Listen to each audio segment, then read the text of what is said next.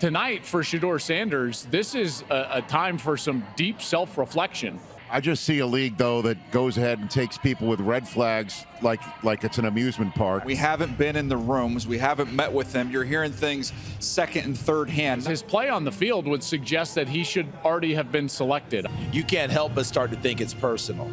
By talent, this kid should have been long gone. This league never turns down talent. Deion's a detriment when it's his own son, but when it's Travis Hunter, the kid just, no problem. He's second overall because it's his talent. League folks who are trying to teach the Sanders family a lesson. Oh my goodness, he's got this reality show, he's got that reality show. Deion's going to start talking. It just doesn't compute to me. Does this kid not get picked tomorrow? There's no explaining. There's no talking about it, reasoning. It's an opportunity. We're going to get to work together, okay, buddy? Yes, sir. I said thank you. Thank you. Thank you. You know what that means. Thank you. Thank you. So keep your phone on you, and then we'll be in touch soon about next steps and everything, okay? Let me say hi to you. All right, for sure. Okay. Is Mr. Berry there? He is. You want to talk to him again? Yeah, I would love to talk to him. Yep, I got you. Woo! It's a beautiful thing. It's a beautiful thing.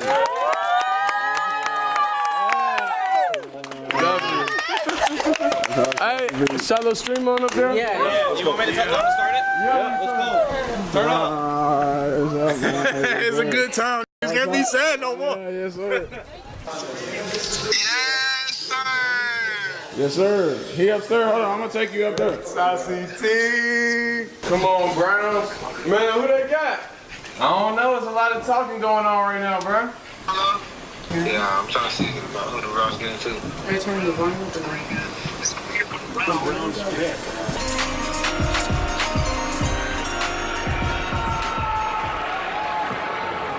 The Seattle Seahawks have traded the 144th pick to the Cleveland Browns. With the 144th pick in the 2025 NFL Draft, the Cleveland Browns select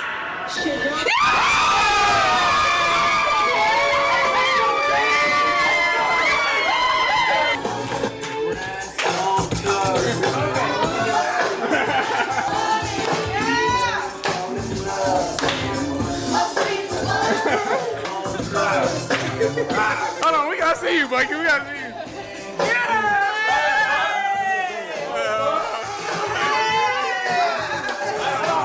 I'm so excited I heard this.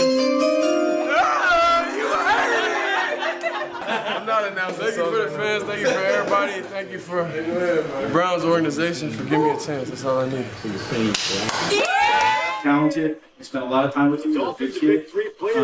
Let's get ready to go to work and improve what we're passing. All right? Yes, sir. Thank you. All right. I got a coach here right now.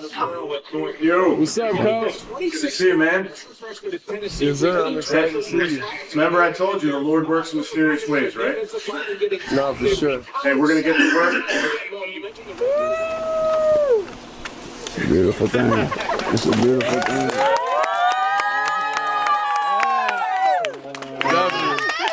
Can you put into words somehow just the emotional roller coaster that you have been on, finally getting that phone call from the Browns and jumping in the pool? I would say I'm extremely grateful for the opportunity throughout everything. I don't ever focus on the negative or even think about the negative because the positive happens so fast.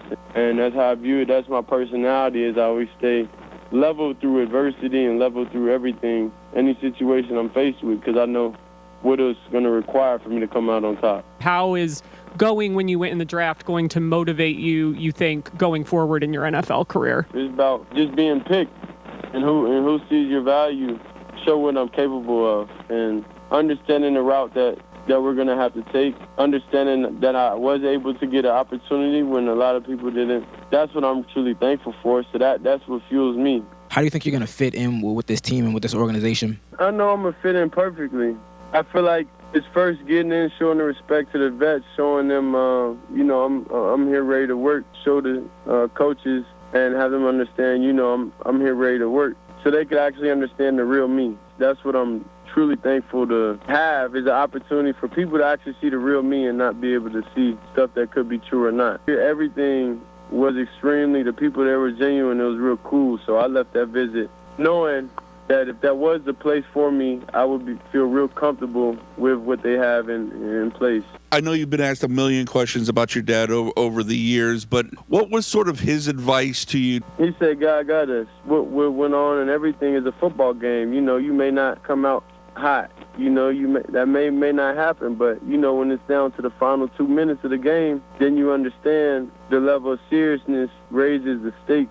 I never felt any type of way. I understood, okay, this is the route, and that's it.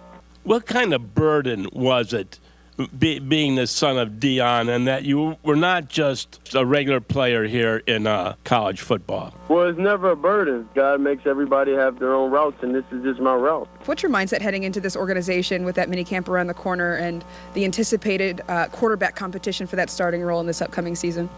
Get there and handle my business. Do what I have to do. Whatever role that is, I'm just thankful for an opportunity, so that's all I can ask for. The rest is on me. You said earlier that you want people here with the Browns to see the real you. The real me, I'm definitely going to be able to show it with actions. Then I'll be more involved in, the community and really leading the kids in the right direction. That's the main thing. So that's where you'll see the most impact there. And, of course, within the building, how I make everybody feel comfortable and them understand I'm here to prove it. Going to the fifth round, do you come into the league feeling like you have a lot to prove, even though you try to stay pretty positive and above the negativity? Yeah, of course. I'm just proving Coach Stefanski and Mr. Berry that they're right. They're right about picking me. Shedeur, do you have any regrets about anything in the pre-draft process? Do I have any regrets? I feel like in life it's always a way I can improve. And some things that, I could have done at the time that seemed right at the time, I could have went about it a different way. After we watched, the first, second round go by, and my name wasn't called or anything, it was okay, all we need is opportunity. So what would it mean for you to come to Cleveland and potentially work your way into becoming this franchise's long-lost franchise quarterback? I'm a Sanders, so it's always going to be expectations regardless of what pick I am. Did that prank phone call, did that not get to you, or how do you feel about the person who did that to you? What impact did that have on you when that happened today? It didn't really have no impact on me because it was just like, okay, you seen on Deion Jr.'s well-off YouTube video, my reaction to it. This is what it is. Of course, I feel like it was a childish act, but everybody do childish things here and there, so. There was a lot of talk throughout the pre-draft process that you were, brash and arrogant and that you were not interviewing well. Did any of those things actually happen? I think what happened was I had a great interview just with the Browns, and that's why they was able to pick me. Anything outside the organization is really a non-factor to me now because this was my focus and this was where my mind is doing everything I can to make this team better. Everything outside of that, the opinions don't really matter. It's really I want to be able to get in there and meet all these different personalities. Even Denzel Ward was pretty cool. He reached out, and Kenny reached out too. So it's really just getting around the people and being able to live in the building. He's a fifth-round pick. He leads jersey sales out of rookies. That's over Travis Hunter. That's over Cam Ward. If he's conducting himself seriously, and damn it, guys, so far he is. If he's conducting himself seriously and he has more talent than Dylan Gabriel or he shows more promise than Kenny Pickett, he ain't going anywhere, folks. He ain't going anywhere. You know how bad he has to be in training camp? I mean, this isn't Alex Tanney. Think about some of the guys that you've had in camp before. This isn't that. He leads in jersey sales. He is a star. So I gotta get my head out of the clouds here and be honest and go, he's going to be given every opportunity to make this football team. How do you think he will handle the immense pressure? I mean, the network alone is going to be at training camp every day, day one. People are already calling for the Browns to be on Hard Knocks. The story is fascinating. Do you think he is built to handle all that? If anybody is, Shedeur is. He's used to this. This is what he grew up in. And when he went to Jackson State, they changed the whole culture. They changed the culture at Colorado. First game he played, he beat TCU, who was playing for the national title the previous year. And then, of course, things went awry. It wasn't because of him. It was because of the defense. It's going to be probably overwhelming for a lot of people. Won't be overwhelming for Shedeur. There'll be this chip on his shoulder, and beware, because this guy's going to play in this league. Shedeur Sanders sliding to the 5th round. Many people projected him to be a first-round. Some people had him like top 10 picks, right? In some of these mock drafts, he was high up there now. He's selected by the Cleveland Browns, or Brownies. I love this for Cleveland. God, I love this for Cleveland. I really do, man. The Browns fan deep down in my heart is just like, yeah. What I saw in film, I thought he was a way higher pick. And I think that's all that should matter. And I mean, I can see him working his ass off and becoming the starting quarterback in Cleveland at some point, for sure. Teams get this wrong all the time. They got it wrong with Brock Purdy. They got it wrong with Tom Brady. This is not like an exact science. And I hope and I'm happy Shedeur Sanders is going to get an opportunity to go to Cleveland. So now you're going to get him, a competitive person, motivated to prove a bunch of other wrong up in Cleveland, Ohio, on a team that clearly wants a new quarterback.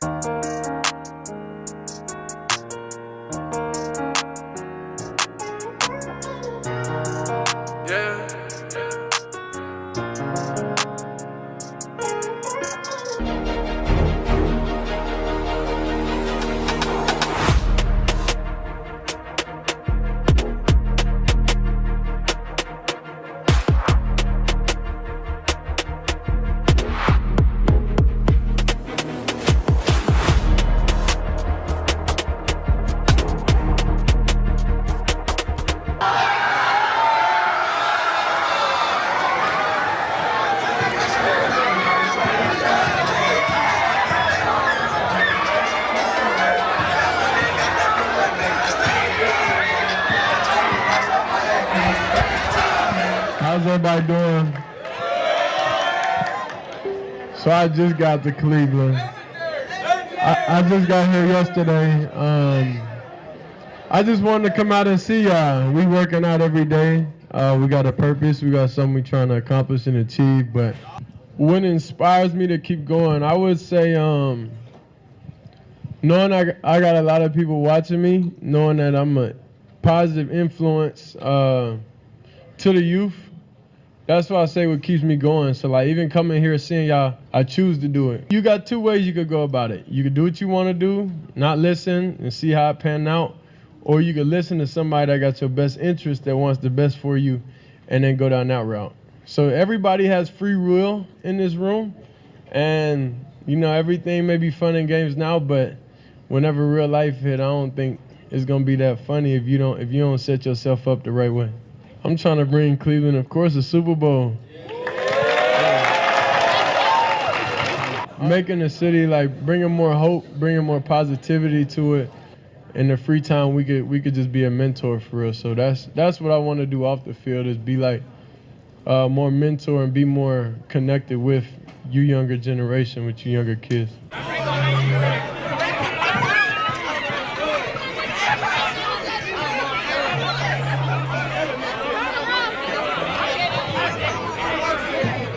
It's been a busy 48 hours for Shedeur Sanders in Cleveland. He worked out at Browns Fit yesterday morning. He went and ran some hills at a local park. He then just popped by a school in the Cleveland Metro School District and talked to some kids. No press release. To go out of his way to do something in the community like that so early in his Browns tenure. I respect it a lot. I mean, it's crazy how people could hate on a guy like that. You know, I think that for him, he realizes that right now, before he takes a snap or anything for the Cleveland Browns, right now he has a ton of popularity. It's a lot of kids that's risked up, legendary. You heard him saying, legendary.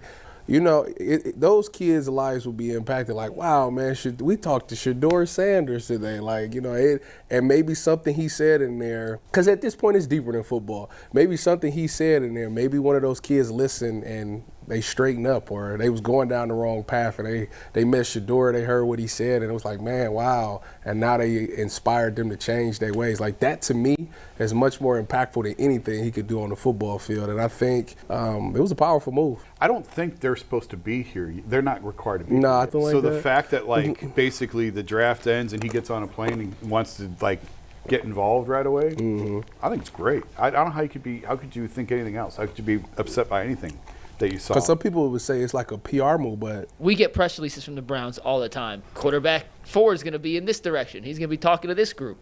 Please come cover it. There's nothing yesterday from Shedeur. He did that just by himself.